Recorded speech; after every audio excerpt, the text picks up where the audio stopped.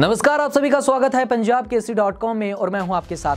वह एक तरफ अंजलि की मौत के मामले की इकलौती चश्मदीद गवाह है और दूसरी तरफ आगरा पुलिस की नजर में एक ड्रग पेडलर। एक तरफ वह दावा करती है कि हादसे से पहले अंजलि नशे की हालत में थी, दूसरी तरफ वह खुद नशे यानी गांजे के साथ आगरा में गिरफ्तार हो चुकी है। जी हां, हम बात कर रहे हैं अंजलि केस की मुख्य गवाह निधि के बारे में, जो पिछले 2 सालों से जमानत पर बाहर है। इससे पहले वह करीब 15 दिनों के लिए आगरा की जेल में बंद रह चुकी थी। अब अदालत में पेश न होने की वजह से निधि पर फिर से गिरफ्तारी की तलवार लटक रही है। निधि अंजलि की मौत की इकलौती चश्मदीद और उसकी दोस्त होने का दम भरती है। करीब 2 साल पहले यही निधि आगरा पुलिस की हिरासत में नजर आई थी।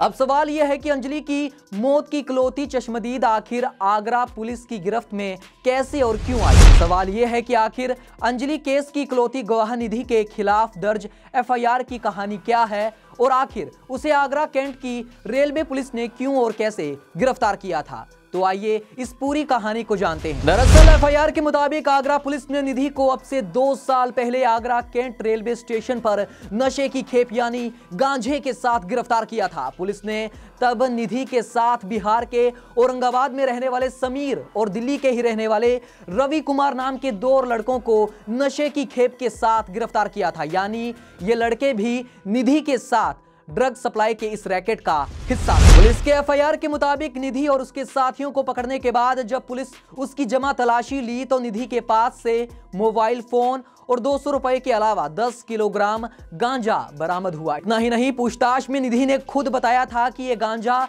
वह तेलंगाना के सिकंदराबाद से लेकर आई है और इसे सड़क के रास्ते दिल्ली ले जाने की फिराक में थी। जेल जाने के बाद निधि ने जमानत के लिए अर्जी लगाई थी। गिरफ्तारी के 1 हफ्ते बाद उसे जमानत भी मिल गई थी, मगर जमानत कराने के लिए निधि के घर से कोई नहीं आया था।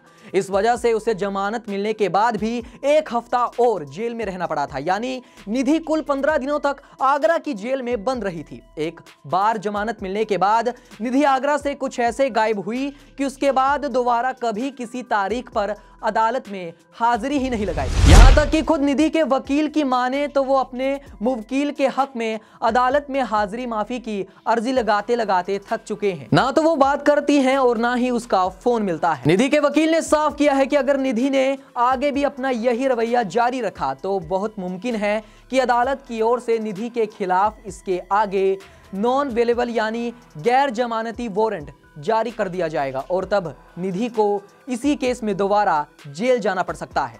फिलहाल इस खास रिपोर्ट में इतना ही। देश दुनिया की तमाम ऐसी ही खबरों को देखने के लिए देखते रहिए पंजाब केसरी.com।